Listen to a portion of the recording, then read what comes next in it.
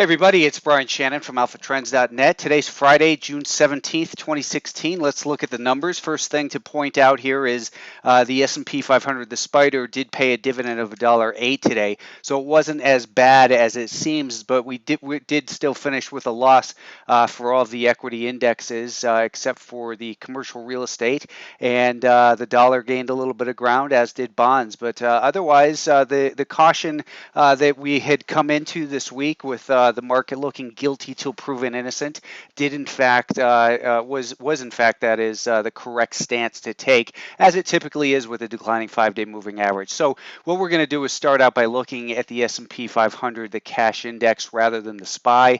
I'll show you the reason for that. So here, the cash index, you can see trading nice and clean just below the declining 5-day moving average, whereas the SPY, which was adjusted for that dividend today, shows a worse picture. So for today, we're going to look at the SPX, and keep in mind that basically these levels are somewhat transferable. But coming into the week, again, we were guilty till proven innocent. We were below the declining 5-day moving average, and therefore we were looking for this market to, if I recall correctly, we were looking for it to get back up above here just to become neutral, and back above these levels for positive. Instead, we saw a pattern of lower highs and lower lows. On Wednesday, we got a little bit of a rally. Thursday, a little bit of a rally as well. But as I tell subscribers, these rallies are okay to trade for a day trade, but when they're below a declining 5-day moving average, you don't want to hold them on an overnight basis, because the path of least resistance in the intermediate term trend remains lower.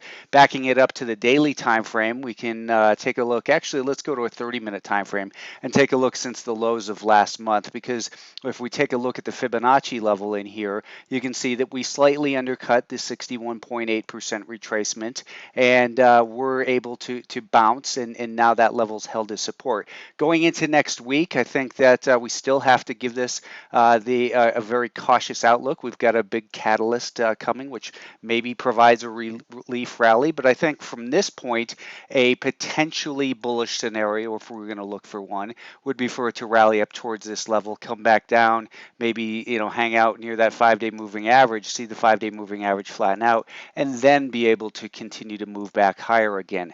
We did close pretty much right on the 50-day moving average, and as we know, that's not a magical level, as we've been noting in the Nasdaq, that even here on the S&P 500, that with a rising 50-day moving average, we generally give we expect it to continue back to the upside. We expect that to happen, but that doesn't mean we don't. It doesn't mean we do, in fact, purchase here. Instead, this is where we're in the anticipation mode, and we want to participate once the trend has actually begun to turn, and only if it represents a good low-risk trade, meaning that if it gaps up on Monday up to 2100, do you want to chase that gap, or do you want to wait for it to pull back and then come back up through the volume-weighted average price for the day, for instance, instead of stop below there?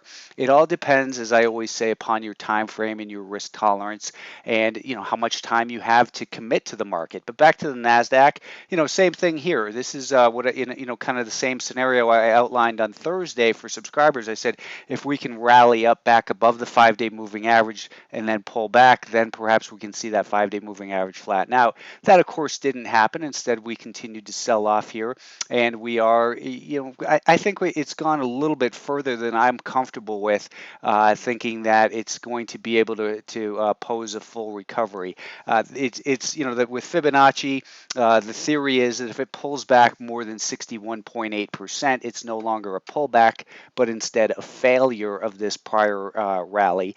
Now, that's nice theory, but the fact is we remain below a declining 5-day moving average with lower highs and lower lows. In order to get back to neutral, we're going to need to see it back above 118 to 118 and a quarter, and we'll need some time to see that it's able to heal and to turn back higher once again. So the Nasdaq is in worse shape, I think, and on the bigger picture, we have to be aware that this is a lower high we're not looking for the top or anything like that, but it's definitely worth noting, especially when we had, the failures come up at the, fourth quarter of last year's lows. So the support, in other words, becoming resistance.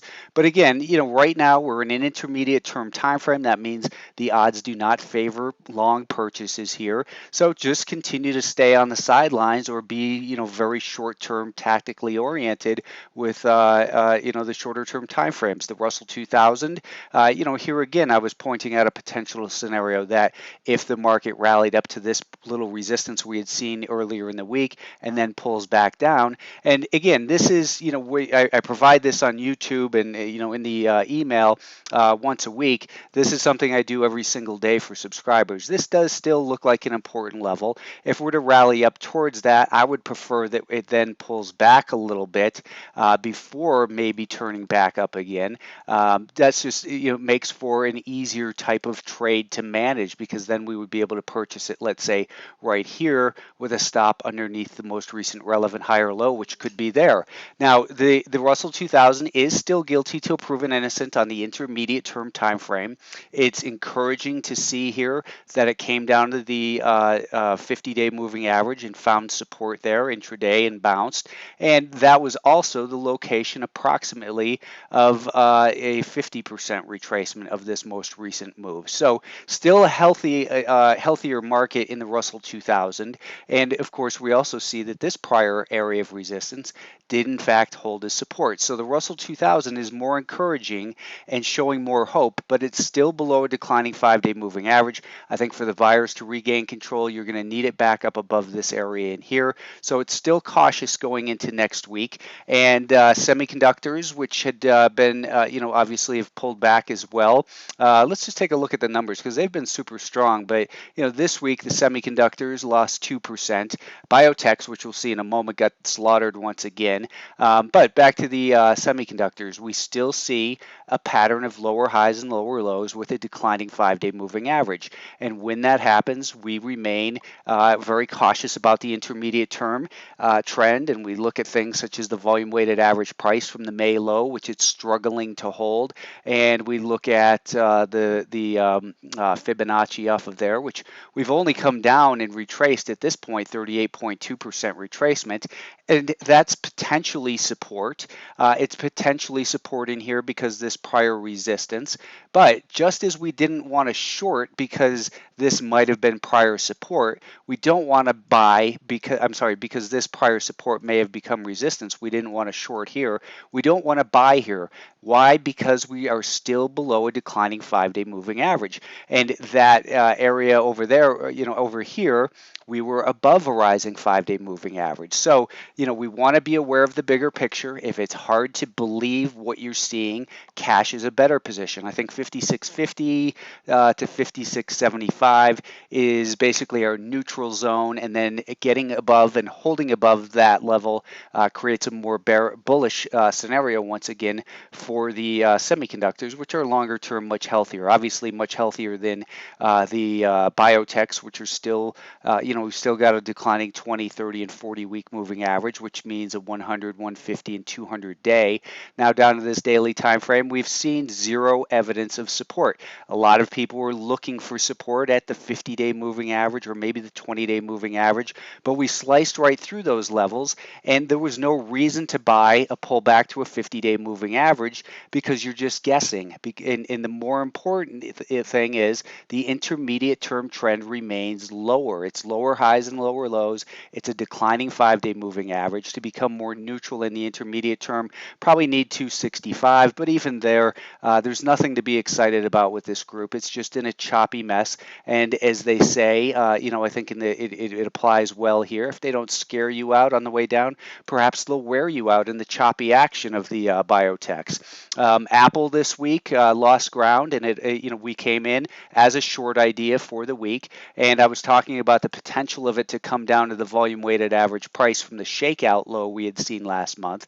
Instead, it sliced through that today. Now, it's been pretty volatile as well, but the reason for being bearish on this stock was we were below a declining 50-day moving average. We had lost support, and it looked like it was ready to continue to move lower, and it did. And it's below the declining 5-day moving average. So it's still guilty till proven innocent.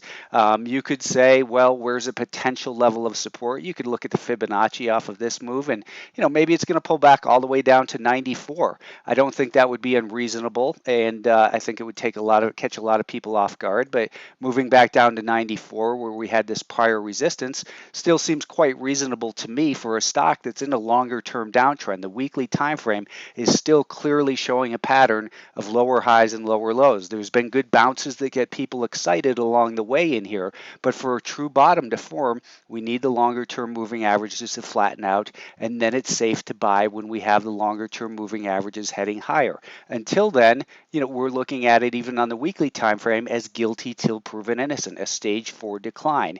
Let's take a look at oil. Oil got hit a little bit here this week. Oil, the USO at least, was down 1.3%. And as we were talking about in here, there's the potential that this is a shoulder, this is a head, and perhaps we're going to come down and create a right shoulder. We'll keep an eye on that, but clearly it's come into an area that was priorly been some of importance. So here's our little band of resistance and some pullback in oil. Back to the equities though, or to the bonds rather. The TLT had a great week as well, but it's starting to show some signs of fatigue here on the intermediate term time frame.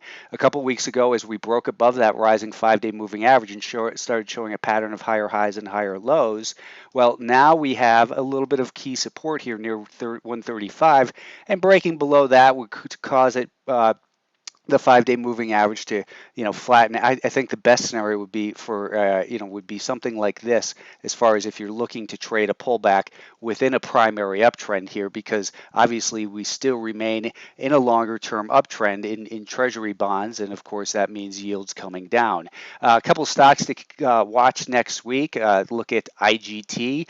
IGT is a casino name, and it's rallied here on a nice increase in volume, and I often talk about only price pays, but that doesn't mean we want to ignore the volume patterns of expanding on increasing volume and declining on diminished volume. It says there's less supply coming into it, where there was an urgency coming into the stock. Well, we have that for one thing. We have this prior resistance. It seems to be holding a support that is also right on the rising 20-day moving average, and we've got looking down to a 15-minute time frame, which would encompass let's say about the beginning of the month here. What we see is we had the decline, and it was lower high. It broke below the 5-day moving average, held below it, lower highs and lower lows. We don't trust it rallies with a declining 5-day moving average. But what we're going to see happen next week, and this is what I talk about a lot, is that we want to anticipate. If this is day 5 right here, then in 4, 3, 2, 1, that means we're going to get rid of this data on Monday. So on Monday, we'll be replacing this higher data. We'll be replacing, we got rid of that data today.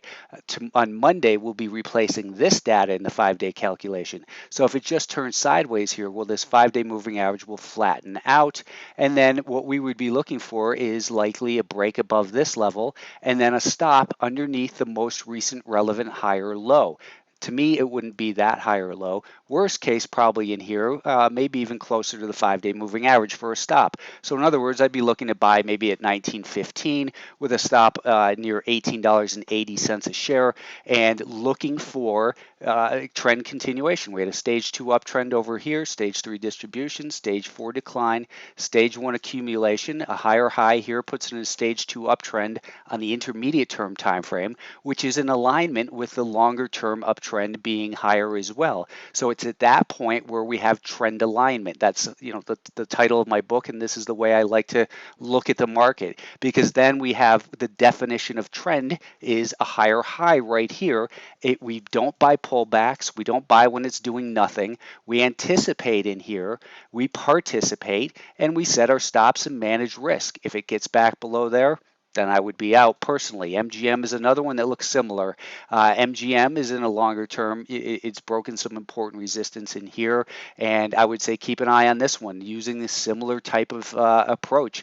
These are things, again, that I talk about every day for subscribers. Perhaps it's breaking above this high with a stop just underneath the 5-day moving average. And, this is a 15-minute chart. If you're having trouble, always look up here to understand what time frame I'm talking about. Some of the oil plays, we traded this one a week and a half ago, FLS, and got a very nice trade out of it on the subscriber site, buying it right in here and getting out of our balance right there after taking half profit. But you can see the same thing, that it was, we got stopped out, and then now it had lower highs and lower lows. Now it looks like a little bit of a shakeout. If we drill it down to a 15-minute time frame, we can see that, maybe it's needing to get above 50 and a half, and then a stop could go under here, because that would make a higher high, and this would be the most recent relevant higher low in a primary uptrend on the daily time frame. So there's your daily time frame. Just a real nice series of higher highs and higher lows. Just real good pattern of rallies and pullbacks within a primary uptrend with a rising 50-day moving average where resistance becomes support, etc. And the weekly time frame, it's got some room to run, as does Neighbors Energy. Maybe not looking as good on the weekly, but here in the daily time frame, you can see on Thursday it looks like a nice little shakeout here. From failed moves often come fast moves. That which doesn't kill it makes it stronger. And for NBR, perhaps it's getting above this level with a stop up under here. These are the concepts of trend alignment that I teach in my classes and I talk about every day in Alpha Trends. Hope you had a good week of trading, and going into next week, the markets are telling us remain cautious with the declining 5-day moving average.